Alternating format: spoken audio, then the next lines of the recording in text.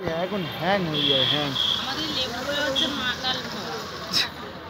দেখতে সুন্দর ভেতরে পুরো তুমি কাটলে শক্ত পাথরের মতো শোভা। কত বড় বড় লেবু শক্ত, হ্যাঁ, তুমি একটু রস পাবে না, খেয়ে হাতে নিতে থেতো করে করে।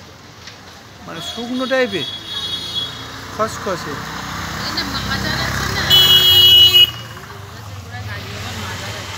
তোমাদের এই লেবু গাছের গোড়ায় এখানে প্রমোটিং করবো আমি, প্রমোটিং।